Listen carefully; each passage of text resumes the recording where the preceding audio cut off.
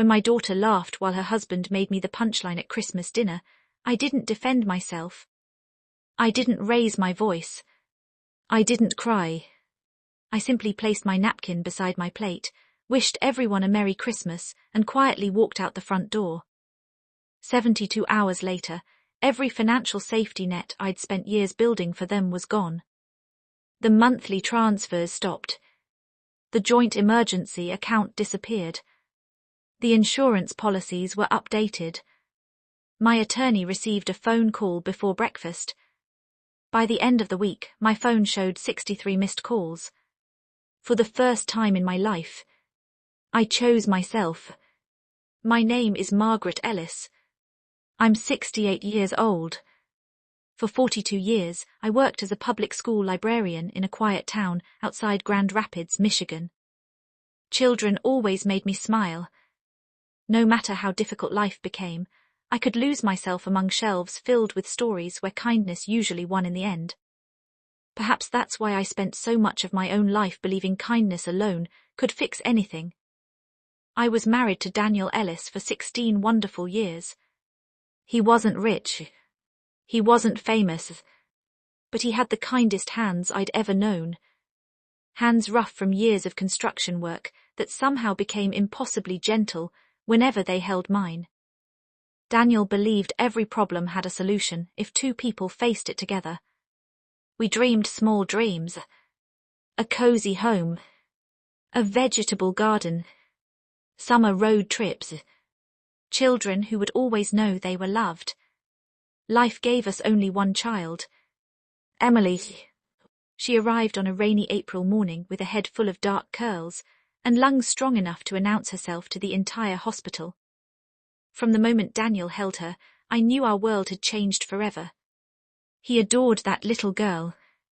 Every Saturday they built birdhouses together in the garage.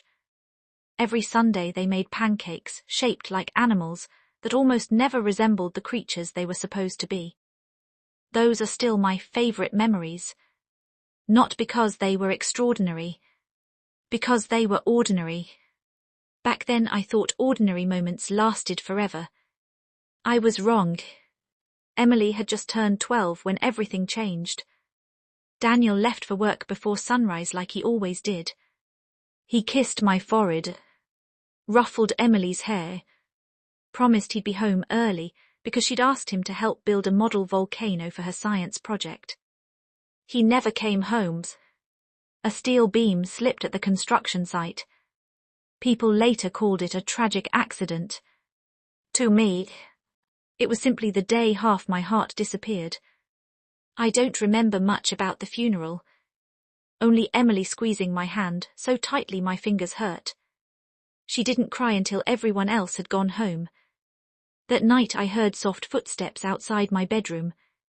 She stood in the doorway, wearing one of her father's old sweatshirts. Who's going to help me finish my volcano? Children don't always ask the questions adults expect. I pulled her into my arms. We cried until morning. The next day, I looked at the stack of unpaid bills on our kitchen table. The mortgage, hospital expenses, school fees, car payments. I realized grief would have to wait. There wasn't time. Someone had to keep our little world standing. And that someone was me. I accepted every extra shift the school district offered. Summer reading programs, weekend literacy workshops, night classes for adults learning English. If there was work available, I took it. Some evenings I didn't get home until nearly 10.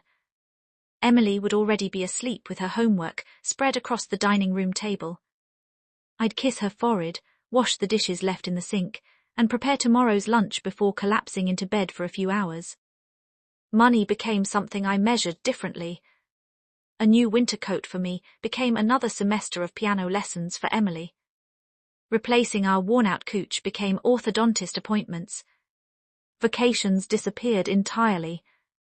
Instead, we drive to the local park with homemade sandwiches and pretend it was an adventure. Emily never complained. Not once. She studied harder than any child I'd ever known. Every report card covered in A felt like confirmation that the sacrifices were worth making. Whenever she brought home another academic award, she'd hand it to me first. "We earned this," she'd say. "Not I. We." Those words carried me through years of exhaustion. Looking back now, I think that's why what happened later hurt so deeply. Because somewhere along the way, we quietly became me. I just didn't notice when it happened. Years passed almost without warning. Emily graduated at the top of her class. She earned admission to one of the best architecture schools in the country. The acceptance letter arrived on a windy October afternoon. She screamed so loudly, the neighbors came outside to see if something terrible had happened. Instead, they found two women crying on the front porch while hugging each other. That evening, after Emily fell asleep exhausted from celebrating with friends, I sat alone at the kitchen table. The tuition papers lay in front of me. The numbers blurred together. I calculated everything 3 different times. No matter how I arranged the figures, I couldn't afford it. Not even close. I stared at Daniel's photograph, sitting beside the refrigerator. "I'll figure it out," I whispered. "I promised you." And somehow, I always did. Even when it meant skipping meals so she could afford textbooks. Even when it meant postponing my own medical checkups because tuition deadlines came first. Even when I told myself I was just helping temporarily, while years quietly turned into decades. Emily never asked me to sacrifice everything. I did that part on my own. Because love to me was action. Not words. Not boundaries. Just giving. When Emily moved to Boston, the house felt too large and too silent. Every room carried echoes of a life that used to be full of noise, her footsteps in the hallway, her music playing too loudly, her laughter spilling into the kitchen while she baked something she almost always burned. I tried adjusting. I filled my days with work, volunteered at the local literacy center, took part-time cataloging jobs at a university archive. Anything to keep my hands busy so my mind wouldn't wander into loneliness. Emily called every Sunday at first, then every other Sunday, then when she could. I told myself that was normal. She was building her future. That's what mattered. She met Ryan during her final year in graduate school. He was the kind of man who spoke with certainty, like every sentence had already been approved by life itself. Confident, polished, always slightly amused, even when nothing was funny. The first time I met him, I noticed how quickly he assessed everything in my small living room. Not unkindly, just calculating, like he was quietly deciding what belonged and what didn't. Still, Emily was happy. And that was enough for me. At least I thought it was. The wedding was small, though small in their world still meant more than I had ever experienced in mine. A vineyard outside the city, soft music drifting through white tents, guests dressed in colors that looked like they belonged in magazines, not real life. I paid for the catering. I told myself it was a gift, a beginning, something beautiful I could give without expecting anything back. Emily hugged me tightly that day. "Mom, I don't know what I'd do without you." I believed her. I really did. After the wedding, the requests began quietly. A delay in rent, a temporary gap in their savings, a loan application that needed a co-signer. Each request sounded reasonable. Each one came with reassurance that it would only be for a short time. I never said no. Not once. Because every time I hesitated, I saw Daniel's face in my memory. And I heard the promise I made beside his hospital bed when he was dying. Take care of her. So I did. Even when she was already grown. Even when taking care slowly became something else entirely. By the time my retirement approached, I realized something I didn't want to admit. There was nothing left of the savings I thought would sustain me. It had quietly been redirected into their life. Their house, their car, their stability, their comfort. I told myself it didn't matter. I was fine. I didn't need much. But silence has a way of revealing truths you avoid during the noise of sacrifice. And the truth was simple. I had built their foundation with pieces of my own future. The grandchildren arrived one after the other. First Noah, then Lily. They were bright, curious, full of energy that reminded me of Emily at that age. For a while I thought this was the reward. This was the reason. Sunday visits became a ritual. I brought homemade food, told stories about their mother's childhood, how she once tried to help me bake and accidentally set off the smoke alarm twice in one afternoon. They laughed. At first. Then they began to glance at Emily before laughing, as if waiting for permission. That was the first time I noticed something had shifted, but I didn't understand it yet. Or maybe I didn't want to. It was during one of those Sundays that everything started to change in a way I could no longer ignore. I had just finished telling a story about Emily's first day at university. How she cried in the parking lot after realizing she forgot half her supplies. It was a harmless memory, one I had told before, but this time Ryan exhaled sharply, not loud enough for anyone else to fully notice. Except me. Do we have to go through this again? He said, smiling as if it was a joke. Emily didn't correct him. She didn't defend me either. She just lowered her eyes for a moment, then reached for her glass. That small silence said more than his words. From that day forward, I began to notice the pattern. My stories became repeats. My advice became old-fashioned. My presence became something managed rather than welcomed. Even the children started mimicking it. Grandma already said that. I know this story.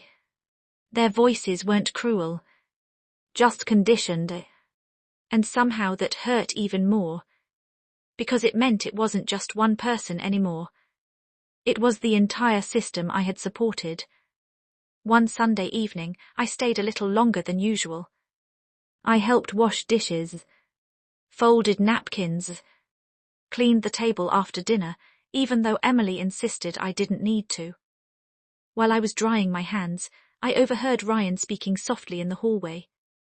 Not angry, just practical. We need to be careful with how much we rely on her, he said. There was a pause. Then Emily replied, almost too quietly to hear. She'll always help, she doesn't have anything else. I stopped moving. The towel in my hand felt suddenly heavier than it should have.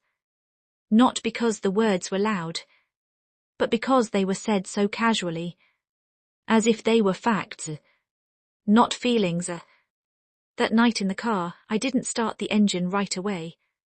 I just sat there, watching the light inside their house flicker across the driveway like nothing in my world had changed. But everything had.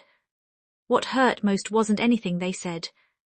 It was how easily I could be replaced by routine, by convenience, by assumption. I used to believe love made you essential. Now I realized something colder. People don't always value what they depend on. Sometimes they only notice it when it stops. When I got home, I didn't turn on the television. I didn't call anyone. I didn't even take off my coat right away. Instead, I walked straight to the small wooden cabinet in my bedroom, the one I hadn't opened properly in years. Inside were folders I had carefully organized but never questioned. Bank statements, transfer records, property documents, insurance policies. Everything I had quietly signed, guaranteed, supported. Everything I had assumed was just family responsibility. I placed them on the bed one by one, and for the first time I looked at them the way a stranger would. Not as sacrifices, but as ownership. Control. Proof. I didn't make any emotional decisions that night. There was no anger. No shouting. No dramatic breaking point. Just clarity. The kind that comes after too many years of misunderstanding your own role in someone else's life. They didn't see me as fragile. They saw me as permanent, reliable, unlimited. And that was the mistake. The next morning I called my lawyer. My voice was steady, calm, almost polite. By noon, the first changes were already in motion. Accounts I had quietly supported were frozen. Joint access removed. Standing transfers cancelled. By evening, the bank confirmed the restructuring of everything in my name alone. I didn't explain myself to anyone. Not because I couldn't, but because I finally understood something important. Explaining yourself only matters to people willing to listen. 3 days later, my phone started ringing. At first, I ignored it. Then I listened to the voicemails. Emily's voice came first. Confused. Then irritated. Then anxious. Mom, what's going on? The mortgage company says something changed. A pause. Then softer. Please just call me back. Ryan followed. Less patient. More direct. This is serious. We need to fix this immediately. By the third day, the tone shifted completely. What are you doing? He snapped in one message. You can't just withdraw everything like this. This affects all of us. All of us. That phrase lingered in my mind longer than the rest. Because for years, all of us had quietly meant them. I didn't respond. Not once. Instead, I drove. Not toward their house. Away from it. Toward the coast. I had never seen the ocean alone before. It felt strange at first. Too wide. Too indifferent. But after a while, I understood it wasn't indifferent at all. It was honest. It didn't pretend to belong to anyone. It simply existed. A week later, I sold the house I had lived in for nearly 30 years. No ceremony. No photos. Just signatures and silence. I donated most of the furniture. Kept only what I could carry. A few books. A framed photo of Daniel. And a small box of letters Emily had written me as a child, when love still looked simple. I moved to a small coastal town. A modest apartment with pale walls and a balcony facing the sea. No one there knew my history. No one knew what I had given up. And for the first time, that anonymity didn't feel like loss. It felt like air. The calls didn't stop immediately. But they changed. Emily stopped asking what I had done. She started asking why I had done it. There's a difference. One seeks repair. The other seeks control. I never answered. Because I had already spent a lifetime explaining myself in ways that were never fully heard. Months passed. Life became quieter in ways I didn't expect. I started volunteering at a small community clinic, helping patients fill prescriptions, organizing records, doing the kind of work that didn't demand recognition, only presence. Some evenings I walked along the shoreline barefoot, letting the waves touch my ankles like a reminder that not everything has to be carried. One afternoon I received a letter, handwritten, not typed, from Emily. It didn't ask for money. It didn't demand anything. It simply said she was trying to understand. That maybe she had taken more than she realized. That maybe she hadn't seen me clearly. I read it twice, then placed it back in the envelope. Not because it meant nothing, but because understanding too late doesn't undo what was already lived. That evening I sat on my balcony as the sun dropped into the ocean. The sky turned soft gold, then deep blue. The kind of silence I once feared now surrounded me like peace. I thought about the years, the sacrifices, the belief that love meant endless giving. And I realized something simple. Love without boundaries doesn't disappear. It dissolves the person giving it. I picked up my cup of tea and watched the waves move in and out. No expectations. No obligations. No roles to perform. Just life. Still continuing. Without needing me to disappear for it to exist. And for the first time in a very long time, I didn't feel like I was surviving anymore. I felt like I was finally here. Whole. Not useful. Not invisible. Just mine.